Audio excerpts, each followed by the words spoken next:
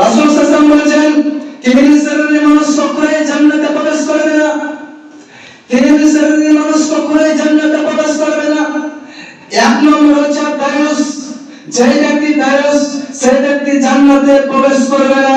এখন আপনি ভাবছেন দায়ুসকে, আপনি হয়তো ভাবছেন দায়ুস কি জিনিস, যার বাড়িতে বেহিয়াতে পরামর্শ করতে হয় সেই ব্যক্তি দায়ুস, আর ওই দায়ুসের জন্য জান্নাত হারাম।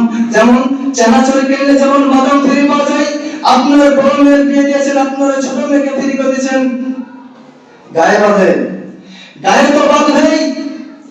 মৌলবী সাহেবরা যখন বলে তখন গায়ে বাঁধে, কিন্তু আপনার ক্ষমতা হয় না আপনার বেটিকে যে শাসন করার, আপনার ক্ষমতা হয় না আপনার সন্তানকে যে শাসন করার।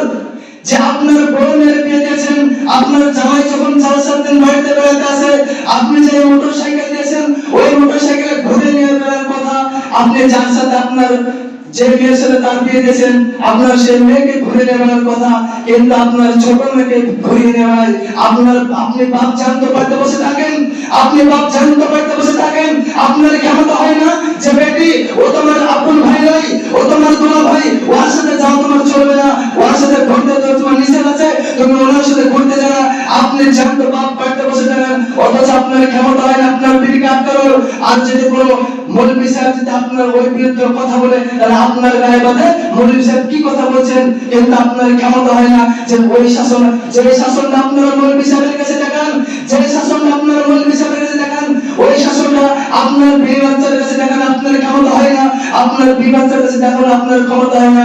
আপনার বেটিকে আপনি বের করে দেন, আপনি আপনার পরিবারের সাথে আপনার ছোট মেয়েকে বের করে দেন, যাও আমাদের পাশে গিয়ে পার্ক আছে তুমি একটু ঘুরে এসো, কিন্তু আপনার ক্ষমতা হয় না যে আপনার বেটিকে বাধা দেওয়ার। অথচ কেউ যদি বলে আপনার গায়ে বাঁধে। যুবক তুমি শুনে রাখো,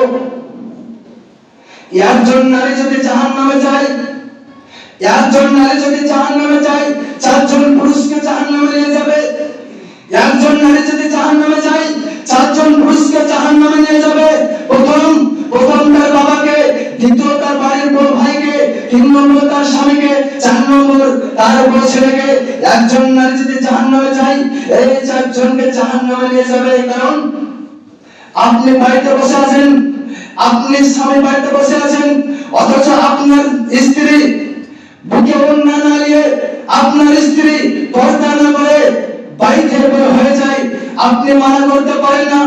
আপনার স্ত্রী বাড়ি থেকে বের হয়ে যায়, আপনি মানা করতে পারেন না যে এই পোশাক গায়ে তোমার বাড়ি যাওয়া চলবে না, এই পোশাক গায়ে তোমার বাড়ি যাওয়া চলবে না। আপনার মানা করার ক্ষমতা হয় না।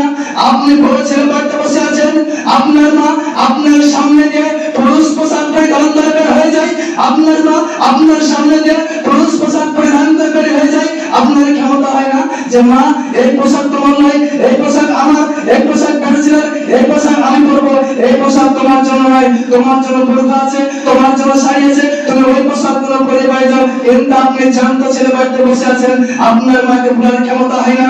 আপনি জানতো ভাই বাড়িতে বসে আছেন, আপনার বোন, আপনি জানতো ভাই বাড়িতে বসে আছেন, আপনার বোন আপনার পোশাক পরে বাড়িতে বের হয়ে যায়। আপনার ক্ষমতা হয় না যে বোন এই পোশাক তোমার নয়, এই পোশাক আমার, তোমার জন্য শাড়ি বোরকা আছে, তুমি অভিনয় করে বের হয়ে যাও।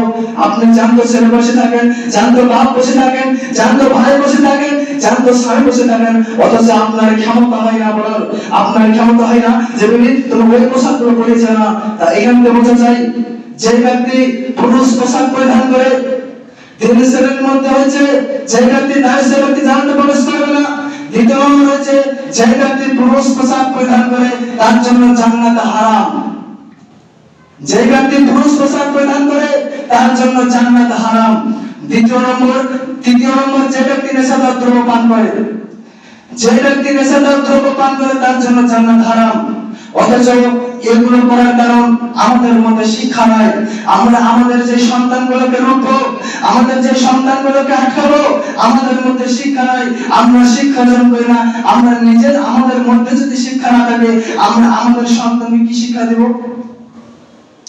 আমাদের মধ্যে যদি শিক্ষা না থাকে আমরা আমাদের সন্তানগুলোকে কি শিক্ষা দেব? যে আমরা নিজেরা তো শিক্ষা অর্জন করিনি আর আমাদের সন্তানগুলোকে কি শিক্ষা দেব? তাহলে আমাদের নিজেকে শিক্ষা অর্জন করতে হবে এবং আমাদের সন্তানগুলোকে শেখাতে হবে, তাহলে আমরা কামিয়াব হব, লাভবান হব। আর যদি আমরা শিক্ষা অর্জন না করি তাহলে আমাদের কোনো লাভ